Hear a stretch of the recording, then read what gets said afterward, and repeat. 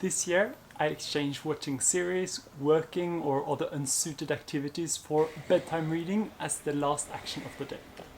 Not only has this helped me sleep much better, but it has also resulted in a lot of new knowledge, ideas and experiences. In this video, I have shortlisted the 10 books of 2022 I recommend the most. The books are quite different, so this is not a list in chronological order. All of these 10 books are also amazing reads, and I'm working on writing more in-depth summaries, making some videos on those. So pop back here later if you're interested, and I'll add the links up here or down below. The first book is The Hidden Life of Trees by Peter Wohlleben, and I think a lot of us like reading because it enables us to visit a different world. Through reading, we travel to foreign places or ancient times. We can live a great romance or attend Hogwarts, even though we never received any letter at age 11. With Peter Wohlleben The Hidden Life of Trees, you also visit a brand new world, full of mysteries, dramas, friendships, even romances. This is the world of the largest living beings on this planet, the world of the trees. The best thing, however, is that you remain in that world even after you have closed the book, because you'll never look at the trees around you in the same way again. The Hidden Life of Trees should be mandatory reading for everyone in an age where we are destroying our planet in a way that would be impossible if more of us knew a bit more about the incredible life of the trees. If you have the chance, I recommend reading this book outside, among the very trees it talks about. The second book is Atomic Habits by James Clear. Atomic Habits was among the first books I read in 2022, and it certainly shaped how the rest of the year looked. Being the best book I have read about habit change, it helped me greatly refine my habits, resulting in my current happiness list, which is a checklist of the 13 things I aim to do every day in order to maximize happiness and productivity.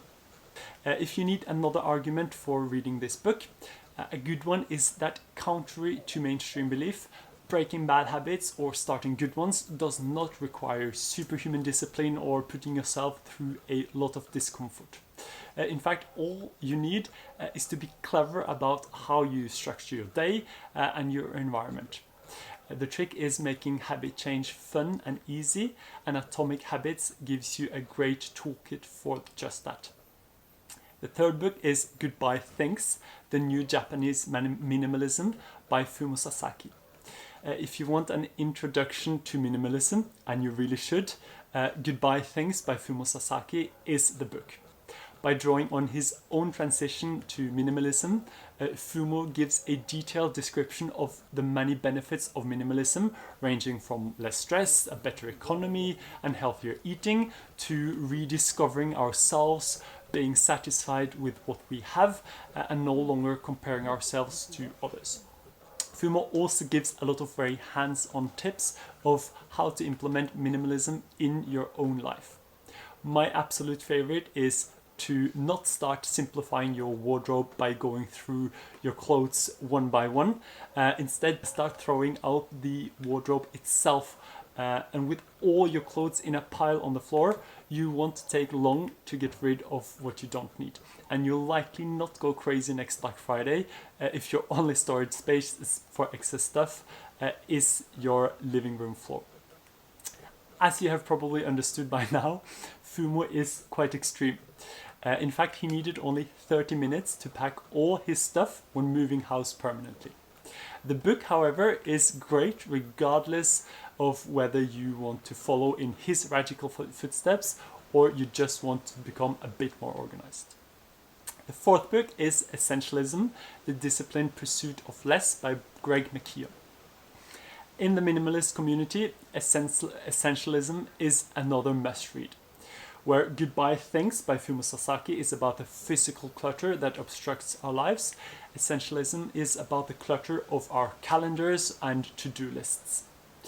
In one phrase, Essentialism is about prioritizing, and it gives you lots of tools for becoming more essentialist in your approach to work and to life. One of my favorites is Greg's 3 criteria for deciding whether you should take on a new task or not. The first being, is it important?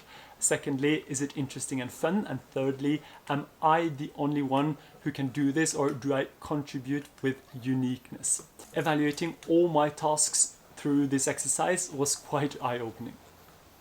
The book is very focused on a professional context, and I would recommend it especially to people who feel like they are drowning in a million tasks, each feeling so important that doomsday will follow unless you execute all of them with perfection.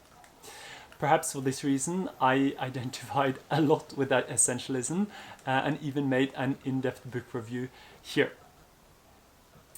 The 5th book is Why We Sleep, The New Science of Sleep and Dreams by Matthew Walker. The book starts with the obvious yet overlooked logic that if sleep did not serve an essential purpose, it would be the most stupid trade in the history of evolution. Spending a third of our lives in a state of unconscious paralysis, profoundly vulnerable to predation, and without executing vital tasks such as eating, mating and moving, would be a complete waste of time. Unless, of course, sleep serves a greater purpose. Matthew Walker unveils this purpose through an impressive compilation of evidence on the positive effects of sleeping, ranging from better memory to slower aging to reduced risk of nearly any disease you can name, and a lot more. It is impossible to go through this book without looking at sleep in a whole new way. Luckily, the book also provides you with the tools and methods to help you get the amount and quality of sleep that you need. After reading this book, I have made several changes to my morning routine, but all of that you can see soon in a separate video along with a thorough book review. The 6th book I think we've reached now is The Subtle Art of Not Giving a Fuck by Mark Manson.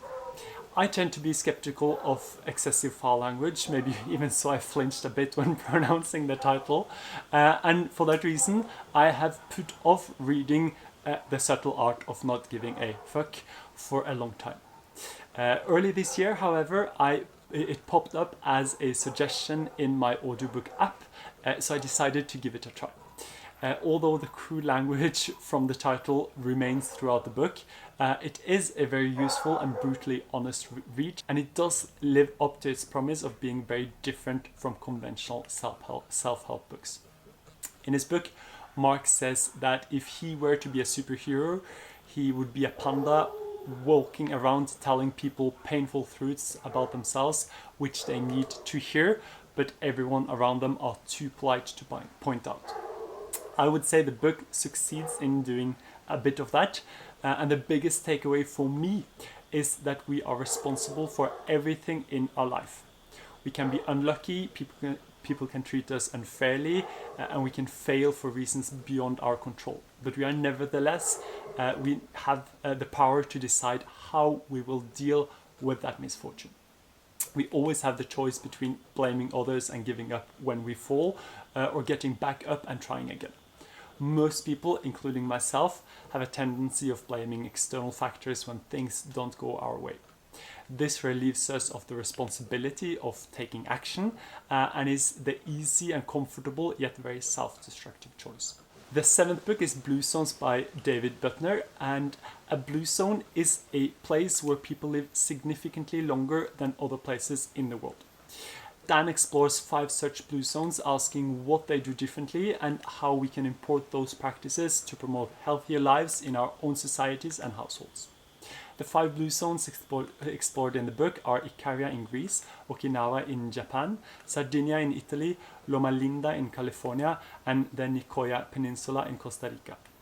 Habits most of these zones have in common, and which are believed to promote longevity, include regular physical activity, having a clear purpose in your life, reducing stress, eating only until you're 80% full, eating very little meat, drinking wine in moderation, being surrounded by people with healthy habits, and having strong social connections. As you can see, many of these characteristics are connected to food, which is probably why Dan also includes 77 recipes from these blue zones to help you create a blue zone in your own house. It also provides several examples of large-scale projects to promote healthier habits at a societal level. Book number 8 is Lifespan: Why We Age and Why We Don't Have to by David Sinclair. Already in the title of the book, David starts his ambitious quest characterizing aging as a disease and setting out to prove it might be preventable. This left me quite skeptical at first, but David presents the newest research on combating aging. Some of it already exists and a lot is in the pipeline. Although not necessarily stopping aging completely, although he even argues that might be possible, these new revolutions are likely going to continue the incredible expansion of human lifespan that we have seen over the last century. This is fascinating reading for anyone interested in science and exciting sci-fi-like new discoveries. And even though I find this interesting, my main motivation for reading the book was the fact that it also addresses what we can do right now to live longer and healthier. Although we have all heard that eating well and exercising is important, the book offers an explanation of the scientific reasons behind this, giving an in-depth understanding of all the aspects of our lives which affect aging and how to change these in our favor. Some of these include eating less calories, cutting animal protein and sugar from your diet, intermittent fasting, intense exercise, although it doesn't have to be for a long period of time, and exposing yourself to hot and cold temperature. Book number 9 is The Midnight Library by Matt Haig. The Midnight Library is a fiction book which makes you reflect a lot about the very meaning of life itself. The central concept is that there is a library between life and death where you can relive all the possible paths your life could have taken if you had made different choices along the way. This is a great book, especially if you spend a lot of time thinking about things you should have done differently in your own life. The book can get a bit repetitive in the middle, but listening to it as an audiobook was great. The final book is Harry Potter by J.K. Rowling, and I have read the Harry Potter series probably 10 times, and it is beyond any doubt my favorite book series.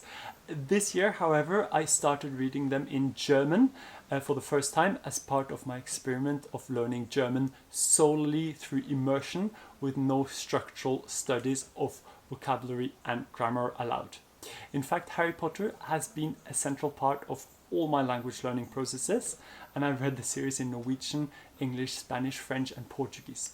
And if you are also trying to learn a foreign language, I recommend Harry Potter as a great way to immerse yourself. If you have not yet read it, you can look forward to a very fun learning process. If you've read it 10 times like me, it's even better, since you'll understand a lot of the new words just because you know the story so well. Those were my top books for 2022. I hope some of them sparked a reading interest for you. And if you have read good books this year, I would really love to hear about them, as I'm currently compiling my reading list for next year. Lots of good reading next year, and Happy New Year. That's it, Spock. I finished reading. We can play.